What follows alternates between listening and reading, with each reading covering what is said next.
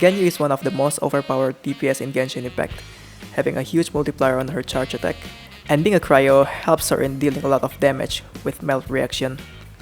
She has that ridiculous amount of multiplier on her charge shots that players have done Spiral Abyss solos with her. However, the drawbacks of being a charge shot DPS is that you can get interrupted by any attack. I mean any attack. What is that? So you have to be good at positioning to be soloing the Spiral Abyss with her.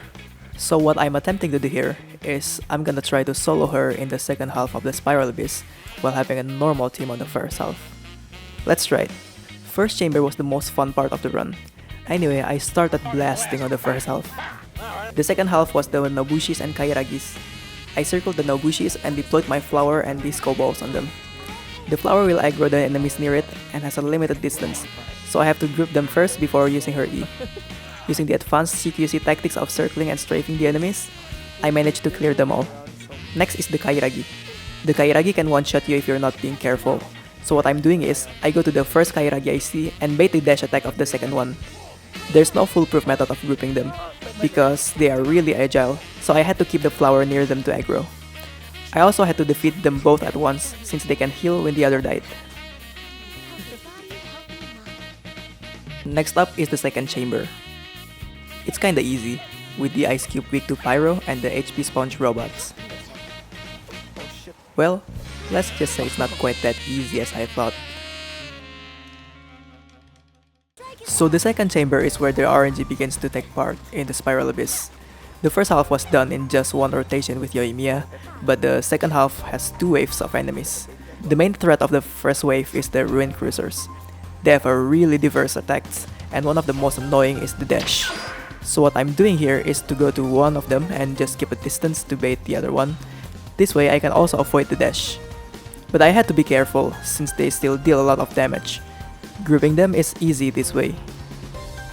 The next wave is the worms. This is also the work of RNG, because they can either do the long range attack or teleports to you, according to your luck.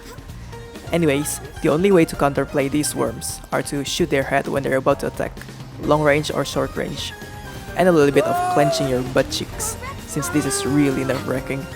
You can just hear me screaming in pain like a dumbass while completing this chamber. Oh shit!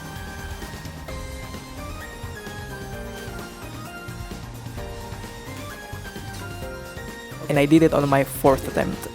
But with 0 health. After the struggles in the second chamber, we arrive in the third chamber. And well, if it isn't the consequences of my own action.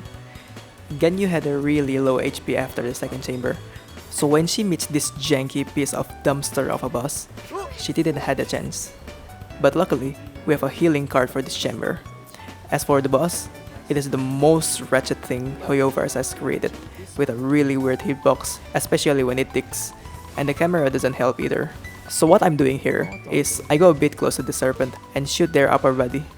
That way I can anticipate which attack it will choose, and by shooting the upper body, I could optimize Amos Bow's passive.